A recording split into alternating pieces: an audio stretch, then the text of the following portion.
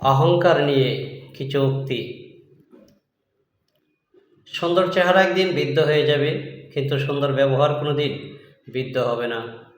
তাই নিজের সৌন্দর্য নিয়ে অহংকার না করাই ভালো। সমাজে যদি সমালোচনা থেকে প্রশংসাটাই বেশি হতো, তবে সমাজ সুন্দর হতো ঠিকই, তবে সমাজে অহংকারী মানুষ বেড়ে যেত। কেননা অত্যাধিক প্রশংসা অহংকারের প্রধান কারণ।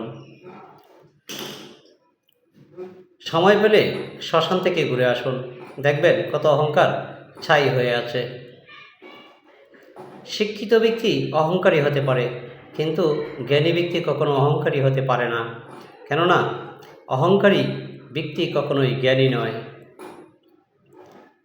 শরীর আর সম্পত্তি নিয়ে কখনো অহংকার করতে নেই, কারণ অসুস্থতা আর দরিদ্রতা কখনো কাউকে বলে আসে না।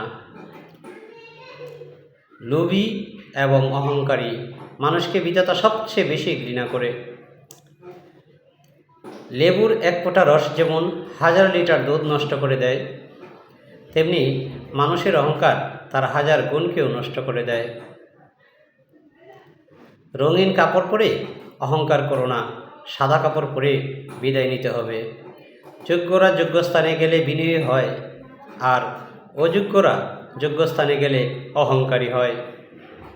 যে যত বেশি অহংকার দেখিয়ে উপরে ওঠার চেষ্টা করুক না কেন, সময় মতো তাকেই একসময় নিচে নামতে হবে। যে ব্যক্তির অন্তর অহংকার পরিপূর্ণ থাকে, সেই ব্যক্তি নিজেকে ছাড়া অন্য কাউকে উপযুক্ত মনে করে না। যারা নিজের বুদ্ধিমত্তা নিয়ে অহংকার করে, তারাই সবচেয়ে বোকা হয়। যার যোগ্যতা যত কম, তার অহংকার তত বেশি। মাটির উপর দাঁড়িয়ে নিজেকে নিয়ে এতটা অহংকার করো না, কারণ যে মাটির উপর দাঁড়িয়ে তুমি অহংকার করছো, একদিন সেই মাটিতে তোমাকে মিশে যেতে হবে।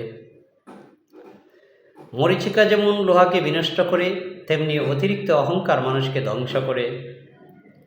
বুদ্ধিমানরা কখনো অহংকার করে না, কারণ তারা জানে অহংকার পতনের মূল।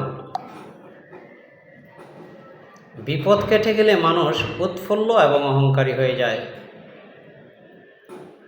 পৃথিবীতে সেই সবচেয়ে ধনী যার একটি সুন্দর মন আছে, যার মনে নাই কোনো অহংকার, নাই কোনো হিংসা, আছে শুধু অন্যের জন্য ভালোবাসা।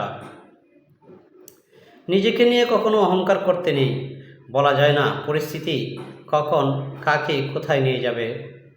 দুদিনের মনুষ্য জীবনে আত্মঅহংকার করা নিছক বোকামি।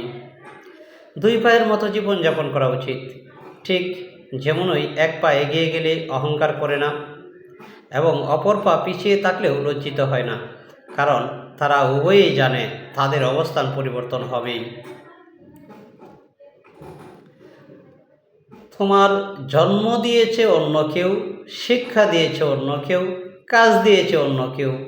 তুমি মারা গেলে কবরস্থানে নিয়ে যাবে অন্য কেউ। তোমার সব কিছু যখন অন্য কেউ করছে, তাহলে তোমার এত অহংকার কেন? তোমার কথায় অহংকার বা ভীতিজনক কিছু না থাকলেই তুমি প্রিয়বাসী হবে। তোমার ইচ্ছাই তোমার সবচেয়ে বড় শক্তি, আর বিশ্বাস হলো অস্ত্র। আমার সন্দেহ তোমার দুঃখের উৎস, আর অহংকার পতনের কারণ। তুমি দেখতে সুন্দর বলে অন্যকে ঘৃণা করো না, কারণ তুমি যার হাতে সৃষ্টি, সেও তার হাতে সৃষ্টি। টাকার গরম, ক্ষমতার দাপট, সম্পত্তি, অহংকার ও রূপের বড়াই, এগুলো রাখবে কোথায়? কাফনের তো পকেট নাই। জ্ঞানী হও, তবে অহংকারী হও না। ইবাদত করো, তবে লোক দেখানোর উদ্দেশ্য করো না। জীবনে কখনো নিজের যোগ্যতার উপর অহংকার করো না। মনে রেখো, একটি পাথর যখন জলে পড়ে যায়, নিজের ওজনের জন্য ডুবতে বাধ্য হয়।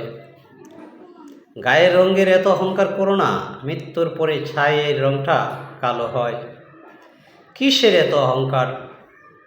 চোখ বুজে দেখো, সাদা কাপড়, কাঠিয়া আর 3.5 হাত জায়গা ছাড়া তোমার আর কিছুই নেই। কিসের এত অহংকার? আজ যাকে ঠকিয়ে তুমি হাসছো, কাল অন্যের কাছে ঠকে তুমি নিজেই কাঁদবে। কিসের এত অহংকার? ঘুম ভাঙলে সকাল আর না ভাঙলে পরকাল। কিছু কিছু মানুষ নিজেকে নিয়ে খুব অহংকার করে আর খুব বড় ভাবে, কিন্তু তারা হয়তো জানে না ফুলের সৌরভ আর মানুষের গৌরব বেশি দিন থাকে না। কষ্ট করে সফল হলে মানুষ হয় চরিত্রবান, আর কষ্ট না করে সফল হলে মানুষ হয়ে ওঠে অহংকারী। এত রূপের অহংকার কিসের? আপনি মরে গেলে তো আপনার নিজের আত্মীয়রা আপনাকে ছুঁয়েছে বলে স্নান করে গড়ে উঠবে। একটু ধনী হয়ে গেলেই আমরা গরিব মানুষকে নিয়ে তাচ্ছিল্য করি, কিন্তু আমরা ভুলে যাই যে অহংকার পতনের মূল। মনে রেখো, ঘুড়ি যতই উপরে উঠুক না কেন, নাঠাইদারি কিন্তু তাকে যে কোনো সময় নিচে নামিয়ে নিতে পারে। সুতরাং আমরা সকলেই অহংকার মুক্ত, হিংসা মুক্ত জীবন গড়ে তুলি। ধন্যবাদ।